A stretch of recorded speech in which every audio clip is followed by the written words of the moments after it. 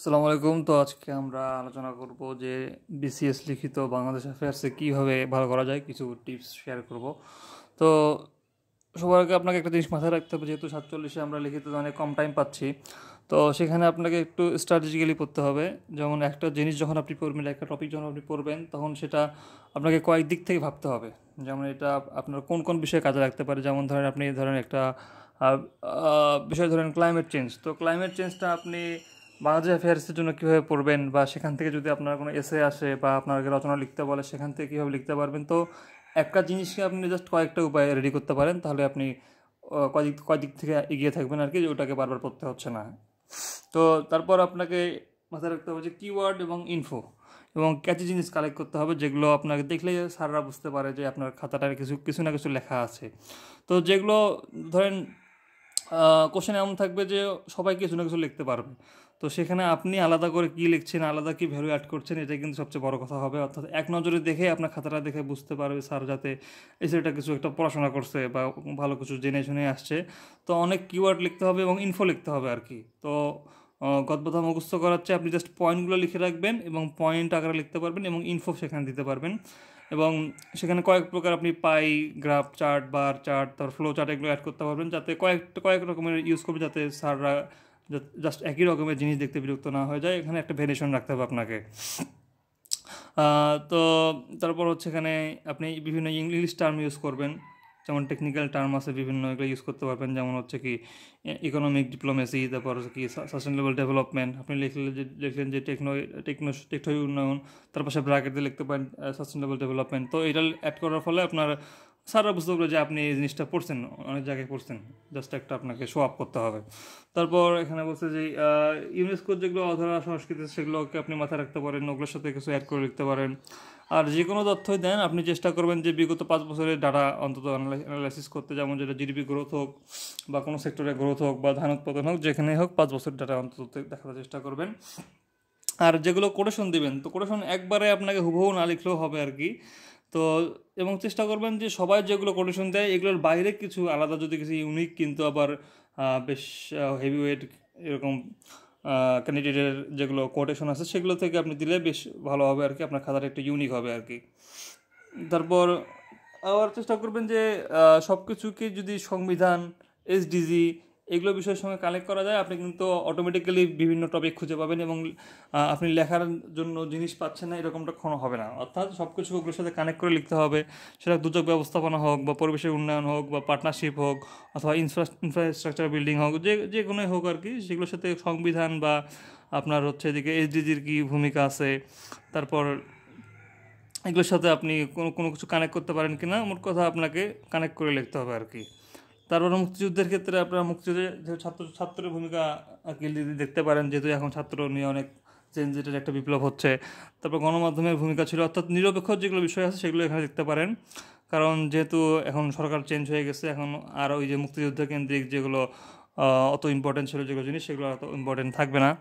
এবং চেষ্টা করবেন যে গান থেকে কিছু লাইন নিয়ে লেখা যায় কি না, যেগুলো ভালো ভালো গান আছে সেখান থেকে যদি একটা উক্তি তুলে দিলেন, তো আপনার এখানে একটু মজায় মজায় আর কি শেখা হবে। আর বিজনেস স্ট্যান্ডার্ড, এই পেপারটা খুব ইম্পর্ট্যান্ট। এখানে দেখবেন অনেক তথ্য দেওয়া আছে, যেমন ওই যে এগ্রিকালচারের প্রোডাকশন কেমন হচ্ছে, তারপর হচ্ছে দুর্যোগে আপনার ক্ষয়ক্ষতি কোথায় কেমন হচ্ছে, কত টাকা ক্ষতি হচ্ছে, এগুলো বিভিন্ন একটু চোখ খোলা রাখলে আপনি দেখতে পারবেন যে তাদের নিউজ পেপারে অনেকগুলো ভালো ভালো ইনফরমেশন দেওয়া আছে। তো ওগুলো একটু টুকে টুকে আপনি লিখতে পারবেন। এখান থেকে আপনি একটা মোট করে আপনি একটা খাতাই বানাতে পারেন, যেখানে একটা শুধু ইনফরমেশন থাকবে এবং যেখানে বিভিন্ন উক্তি থাকবে, অর্থাৎ যেটা দিয়ে আপনি যে দিক দিয়ে ঘুরে ফিরে আসুক ওই জিনিসটা আপনি সেখানে ঢুকাই দেবেন আর কি। এমন কিছু টেমপ্লেট আপনি রেডি করে রাখবেন যে যেখান থেকে কোশ্চেন আসুক ওই জিনিসটা আপনি ওখানে ঢুকাই দিতে পারবেন, এরকম যাতে আর কি সেরকম প্রিপারেশন নিতে হবে। এবং আবার মাথায় রাখতে হবে যে যাতে যে জিনিসটা আপনি ওখানে ঢুকাইছেন সেটা আর কি অপ্রাসঙ্গিক আবার না হয়। অপ্রাসঙ্গিক হলে কিন্তু স্যাররা বেশ বিরক্ত হয়ে যাবে। আচ্ছা, তো প্রাকৃতিক দুর্যোগের ক্ষেত্রে আপনারা ওই যে ওপেন ইউনিভার্সিটির এসএসসির যে আপনার বইটা আছে ওদের, তো সেখানকার যে ইউনিট 13 সেটা আপনি দেখতে পারেন।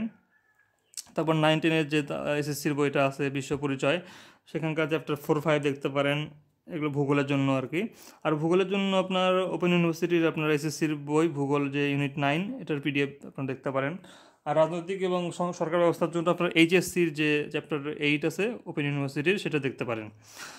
তারপর এখান থেকে আর কি মোটামুটি নিলে আপনার সোর্সটা বেশ আর কি শক্তপোক্ত হবে, কারণ এগুলো তো সরকারেরই বই, যেহেতু তাদের থেকে পাবলিশ হয়।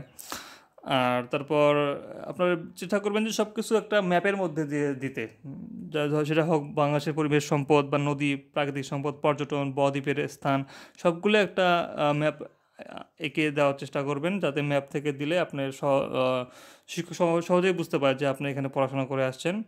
এবং ম্যাপটা একটু চেষ্টা করবেন ভালো মতো আগাইতে, এবং ম্যাপে সবার উল্লেখ করবেন যে হচ্ছে বাংলাদেশের দ্রাঘিমাংশ কত, অক্ষাংশ কত, এগুলো উল্লেখ করলে স্যার একটু ভাববে যে মোটামুটি ভালো জানে।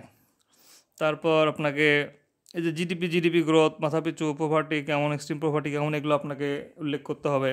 এগুলো আপনি তারপর বিডা, বেবজার, এগুলোর বিভিন্ন যে তথ্য হালনাগাদ, তারপর রপ্তানি আমদানি, এগুলোর তথ্য সম্পর্কে আপনার জানতে হবে।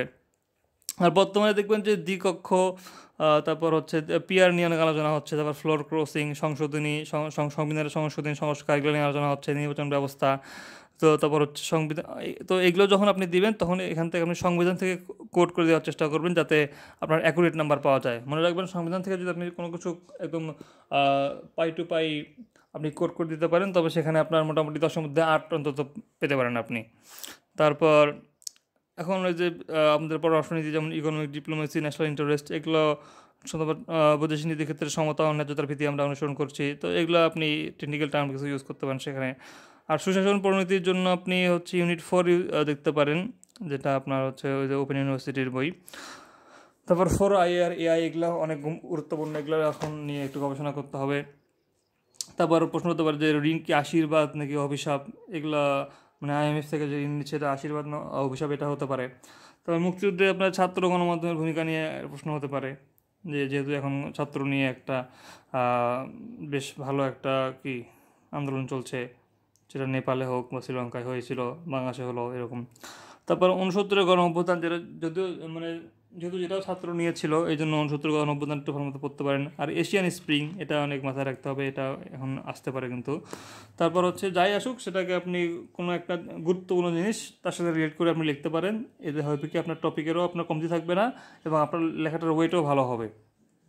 তো আপনাকে একটু চোখ কান খোলা রাখতে হবে, যে পেপার পত্রিকা পড়তে হবে যে এখন কোন জিনিসটা ইম্পর্টেন্ট, যেটা নিয়ে কথাবার্তা অনেক বেশি হচ্ছে, এবং সেই জিনিসটা পেপার থেকে যেগুলো ক্যাচি লাইন, সেগুলো আপনি একটু নোট করে রাখতে পারেন।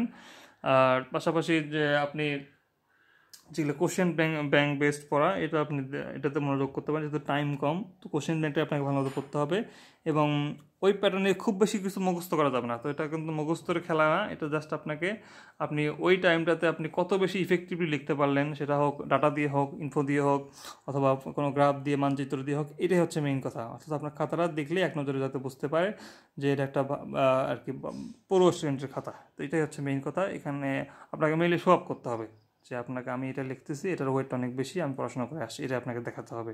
তো ধন্যবাদ, এভাবে করলেই ভালো, আশা করি ভালো করতে পারবেন। তো প্রতিটা টপিক নিয়ে ভিডিও পরে আসবে, আপাতত আমরা একটা ওভারভিউ দিলাম যে কীভাবে লিখলে ভালো হবে। ধন্যবাদ।